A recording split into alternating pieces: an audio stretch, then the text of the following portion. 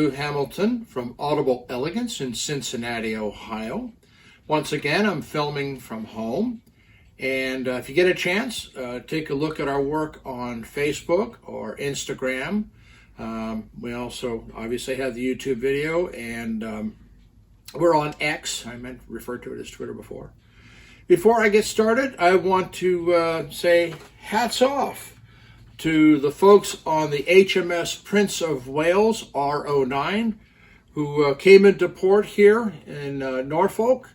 And glad to see you folks in. I wish you the best and safest of journeys as you tour the world. And hopefully we'll see you back in a couple of weeks and we'll make a tour of the ship. Tonight, I'm doing another video from home, and I'm going to reach back to one of my blogs that's on our website from November of 22. And it was called The Forgotten Element. And what I want to talk about is a couple things you need to do to get ready to, how should we say, winterize your audio system or home theater system. And one of the most important elements that's often forgotten in the winter time is humidity. During the summer, we don't seem to have too much of a problem with it, but during the winter, the relative humidity levels change. And of course, a lot of people will use electric, gas, oil, or any number of sources for heating their home, which really dries things out. And this creates a couple different problems. One is static, which is a common foe when people are playing turntables and records, because there's static discharge. But I had a funny one the other day where one of my employees, in fact, had a turntable that is electronically controlled. Philips used this on the 212, and he happened to have it on his old JVC table that he was just hauling out and getting ready for the garage. And like an elevator, they have these little touch panels where you touch it and you make things happen. They light up acknowledging your command. And these systems work on you grounding, essentially, and completing the switch circuit by grounding it.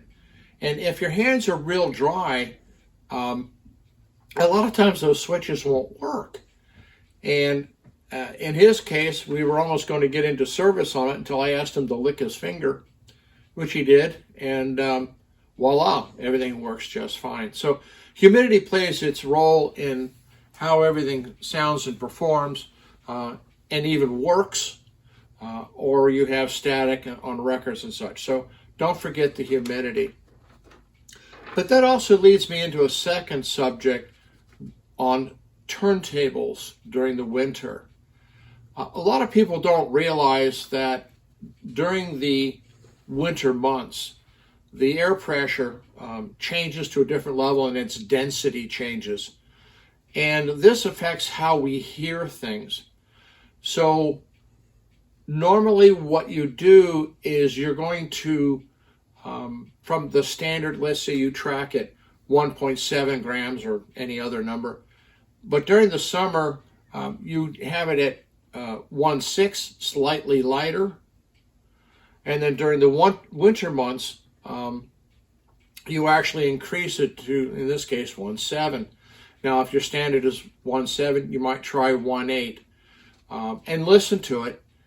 And when you're making that adjustment, keep in mind that you may need to also adjust the anti-skating on your turntable, and so that it sounds proper.